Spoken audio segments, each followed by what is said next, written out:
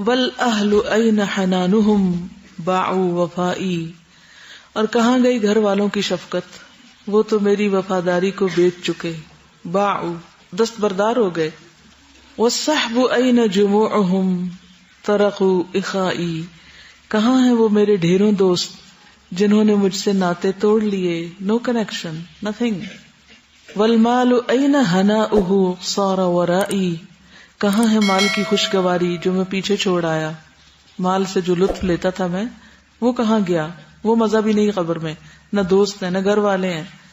والاسم N بریقہ بین الثنائی، کہاں گئی شہرت کی چمک جو تعریفوں میں ہوتی تھی، وہ تعریف کر رہا ہے، وہ کر رہا ہے، وہ کر رہا ہے، کہاں گئی وہ ساری چیزیں، وہ ایوارڈز کہاں گئے، وہ ڈگریاں کہاں گئی، وہ میڈلز کہاں گئے. سفر سے پہلے انسان اپنی ساری چیزوں کو ایک دفعہ کنگالتا ہے نا، تو میں نے اپنا ڈراور کھولا تو اس میں میرے میڈلز رکھے ہوئے تھے جو یونیورسٹی وغیرہ کے بعد کے، تو میں سوچی تھی کیا ویلیو ان کی، کدھر لے کے جانا ہے ان کو، مجھے تو نہیں چاہیے، اور میرے بعد یہ اٹھا کے شاید بن میں پھینکے جائیں، کس کو ضرورت ہے ان کی، کون سینے سے لگا کے رکھے گا، کون ان کو پہن کے رکھے گا، فار واٹ. شاید پہلے بھی ہم سے ذکر کیا، ایک دو میں جدہ میں گئی تھی، جنہوں نے جدہ ایئرپورٹ بنایا، تو ان کے گھر جانے کا اتفاق ہوا مجھے، تو وہ فوت ہو گئے تھے، تو ان کی بیوی نے دوسری شادی کر لی تھی. اب وہ بہت بڑا گھر تھا، بچے سب کچھ، اور جو گیسٹ روم تھا اس میں ان کے ایکس ہسبینڈ یعنی پچھلے جو فوت ہو چکے تھے، جنہوں نے جدہ ایئرپورٹ کا وہ پروجیکٹ کیا تھا، ان کی جو ڈگری تھی وہ ایک فریم کے اندر لگی ہوئی، یوں اس طرح جیسے کتاب کر کے رکھ دیتے ہیں نا، جیسے رکھی ہوئی تھی. تو میں نے پوچھا یہ کیا ہے، تو انہوں نے بتایا کہ میرے ایکس ہسبینڈ کی ڈگری ہے. تو آپ یقین کریں میں اس کو دیکھتی رہی، ڈگری یہاں رکھی ہے، انسان کہاں ہے، ایئرپورٹ پہ کون آ رہا ہے جا رہا ہے، زندگی کیا چیز ہے. کتنا بھی بڑا پروجیکٹ آپ کر لیں، بہت اچھا کام کیا انہوں نے، ہزاروں لاکھوں حاجی ہر روز آتے جاتے ہیں، عمرے والے، حج کرنے والے. ایک کام کر گئے، یہ کاغذ تو ان کو فائدہ نہیں دے رہا، وہ کام فائدہ دے گا نا اگر نیت اچھی ہوگی تو. بیوی نے اور شادی کر لی، ان کے اور دوسرے ہسبینڈ سے بچے، ان کا گھر، ان کی رونقیں، سب کچھ، وہ ایک شخص بیچ میں سے مسنگ ہے. ہم سب کا یہی حال ہے، کوئی آگے جا رہا ہے، کوئی پیچھے جا رہا ہے. تو دنیا کی اس بے وفائی کی اگر ہمیں سمجھ آ جائے نا تو ہم دنیا کے پیچھے بھاگنا چھوڑ دیں. ہذہ نہایت حالی فرش التراب، یہ میرا انجام ہے، مٹی میرا بچھونا ہے. فرش التراب یضمنی وہو غطائی، حول الرمال تلفنی بل من ورائی، واللحد یحکی ظلمتا فیہا ابتلائی، والنور خط کتابہ انسی لقائی. انسی لقائی، میرا انس اللہ کی ملاقات میں ہے. والحب ودع شوقہ وبکا رثائی، اور محبوب نے اپنی محبت کو الوداع کہا اور میری قابل رحم حالت پر رو دیا. والدمع جف مسیرہ بعد البکاء، اور آنسوؤں کے بہنے کی جگہ میرے رونے کے بعد خشک ہو گئی. آنسو بھی خشک ہو جاتے ہیں، لوگ بھی چلے جاتے ہیں، ہر چیز ختم ہو جاتی. کس چیز کا فائدہ، کس نیت کے ساتھ کیا کیا. والکون ضاق بوسعہ ضاقت فضائی، کائنات باوجود وسیع ہونے کے تنگ پڑ گئی اور میرا ماحول، میری فضا تنگ ہو گئی، چھوٹا سا ٹھکانا.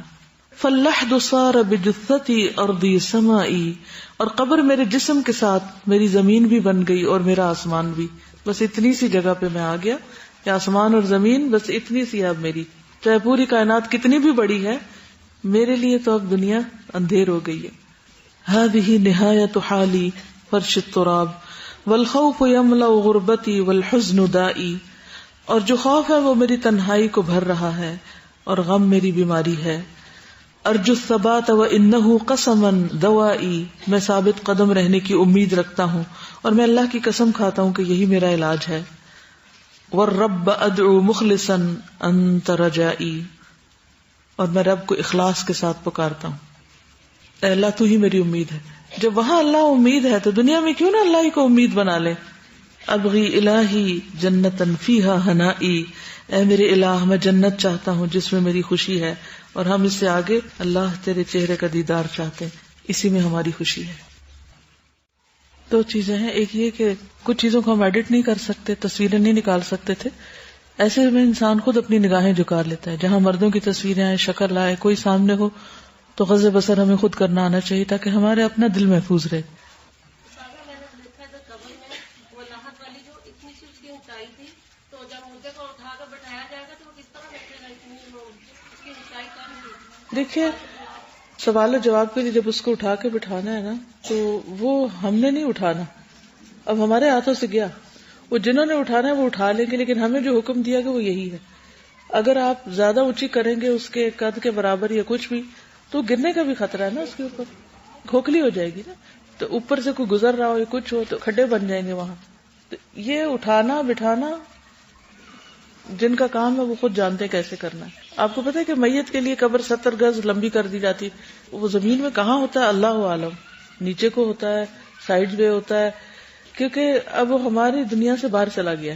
ٹھیک ہے نا.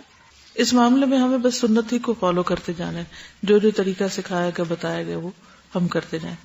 آپ نے مجھے سوچنے کا موقع دے دیا بات کرنے سے پہلے. لیکن جیسے میں کل یہاں پر آئی اور جو کلاس تھی وہ شاید میرے ہی لیے تھی. پچھلے کچھ عرصے سے کچھ آزمائشیں چل رہی ہیں، گزر جاتی ہیں الحمدللہ، اور پھر اللہ کا قرب نصیب ہوتا ہے. اور الحمدللہ جتنی بھی گزری ان سب کے اندر پیچھے میں نے ایک امتحان دیا دنیا کا. لوگوں نے مجھے بڑا موٹیویٹ کیا کہ دنیا میں بھی آگے جانا چاہیے، پیچھے نہیں رہنا چاہیے.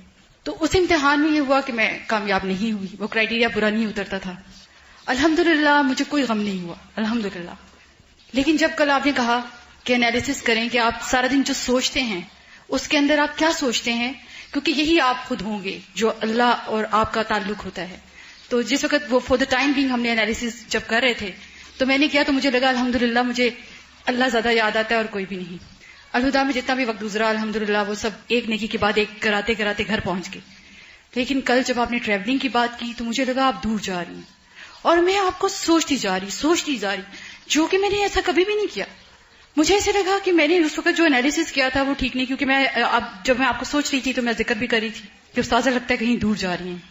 تو میرے ہسبینڈ نے کہا کہ شخصیت پرستی نہیں ہونی چاہیے. بالکل الحمدللہ وہ سادہ شخصیت پرستی کی بات نہیں ہے، لیکن جو میری فیلنگ ہے کہ دنیا کی اب جیسے شوہر کی محبت ہے، ماں کی محبت ہے، بہن بھائیوں کی محبت ہے، بیٹی کی محبت ہے، بیٹی کی محبت ہے، سب اپنی جگہ.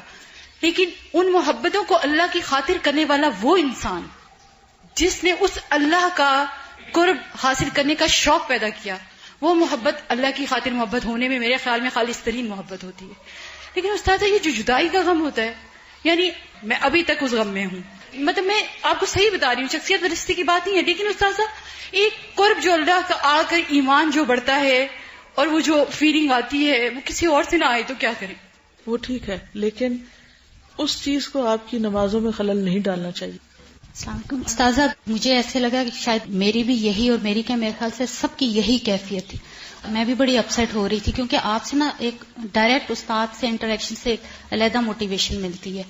تو پھر میں نے سوچا کہ کیا دعا کروں. پھر اللہ تعالیٰ سے میرے خیال سے جو مانگنے والی چیز ہے وہ یہ ہے کہ ہمیں ایسا عمل کرنے کی توفیق عطا کرے کہ جہاں مرنے کے بعد جائیں گے تو اللہ تعالیٰ وہاں پہ ہمیں ہمیشہ ہمیشہ آپ کا قرب نصیب کرے. یہ لکھتی ہے استاذہ کئی سالوں سے ویسٹیج برانچ حاجی کیمپ میں حج کی تربیت دینے کا کام کر رہی ہے. اس میں یہ بھی نظر آتا تھا کہ حاجی کیمپ کے فنڈز بہت کم ہوتے تھے، یعنی گورنمنٹ کے، اور آنے والے حاجیوں کے لیے پانی کا انتظام بہت ناقص اور کم ہوتا. اس سال ویسٹیج برانچ کے موجودہ اور ایکس اسٹوڈینٹس نے فنڈز جمع کر کے حاجی کیمپ میں 2 ٹیوب ویل کھدوائے ہیں، ایک مسجد میں اور دوسرا ڈسپینسری کے پاس. اللہ تعالیٰ بہترین جزائے خیر دیں سب لوگوں کو. اصل میں نگاہ ہونی چاہیے جو نیکی کے مواقع ڈھونڈے کہاں کیا کر سکتا. یہ نگاہ کب پیدا ہوتی ہے کہ آپ کو نیکی کے مواقع نظر آنے لگے، پھر اللہ آپ کو توفیق دے اور آپ کوشش کریں اور پھر اس کے بعد کسی کے فائدے کے بن جائیں. یہ کب ہوتا ہے؟ جب اللہ کی ملاقات کا شوق ہوتا ہے. اگر ہم یہ سوچ لیں کہ ہمارا فائدہ لوگوں کو فائدہ دینے میں ہے تو ہم سب کی آنکھیں کھل جائیں کہ اچھا اب ان کے لیے کیا کریں، اب کیا کریں اور کیا کریں اور کیا کریں. اور اگر آپ کا یہ ایک دفعہ ذہن بن گیا نا تو اللہ تعالیٰ آپ کے چھپڑ پھاڑ کے آپ کو اتنے مواقع دے گا کہ آپ سنبھال نہیں سکیں گے اور وہ ملٹی پلائی ہوتا جائے گا ریوارڈ. لیکن جب ہم یہ سوچتے ہیں کہ ہمارا فائدہ کس میں ہے اور ہوا کہ نہیں ہوا اور نہیں ہوا تو ذرا رو دھو لیں اور لوگوں کو بلیم کر لیں اور سیلف پٹی کا شکار رہے تو پھر کچھ کرنے کے قابل نہیں ہوتے آپ. یہ لکھتی ہیں کہ کافی عرصے پہلے میرا جینا میرا مرنا کا لیکچر جس میں آپ نے بتایا کہ بیماری کی حالت میں ہمارا ری ایکشن کیا ہونا چاہیے، کس طرح صبر کیا جا سکتا ہے. میں جب ہاسٹل سے گھر گئی تو راستے میں سفر میں بہت زیادہ بیمار ہو گئی. گھر پہنچی تو بہت زیادہ بیمار تھی، سب سے ملی اور لیٹ گئی. میں نے کسی کو نہیں کہا میں کتنی بیمار ہوں. انہوں نے نہیں بتایا اپنی بیماری کا، رونا نہیں رویا، کوئی سیلف پٹی کا شکار نہیں ہوئی. میں نے ایک بات سوچی ہوئی تھی کہ آج میں نے اس تکلیف پہ صبر کرنا ہے، چیخنا چلانا نہیں. رات کو سب گھر والے میرے پاس آ کے بیٹھ گئے تو میں نے دعویٰ کا کام لیٹے لیٹے شروع کر دیا، یہ دوسرے کو فائدہ پہنچانا. کسی کو اپنی بیماری ظاہر ہی نہیں ہونے دی. بڑے بھائی بھی آ کے پاس بیٹھ گئے، وہ نماز نہیں پڑھتے تھے. میں 3 گھنٹے مسلسل قرآن و حدیث، قبر کا حال، نماز وغیرہ کے بارے میں بتا رہی تھی. بھائی، ابو، گھر والے سن کر رو رہے تھے. بھائی نے مجھے کہا میں انشاءاللہ صبح نماز پڑھوں گا، اگر میں نہ اٹھ سکا تو مجھے جگانا. مجھے یقین نہیں آ رہا تھا کہ وہ بھائی جو نماز نہیں پڑھتے تھے آج ان کا دل کیسے پگھل گیا. بیماری کے دوران میں اللہ سے ہمت اور حوصلہ مانگتی رہی، یعنی اللہ ہی سے باتیں کرتی رہی دل میں. 3 گھنٹوں میں نے سب کو دعویٰ کیا، یعنی سب کو دین کی بات بتائی. سب گھر والے قبر کے بارے میں سن کر اتنا ڈر چکے تھے کہ ان کی آنکھیں آنسو سے بھری ہوئی تھی. دوسری طرف میں بھی بالکل صحت یاب ہو چکی تھی، ایسے جیسے مجھے کوئی بیماری نہ تھی.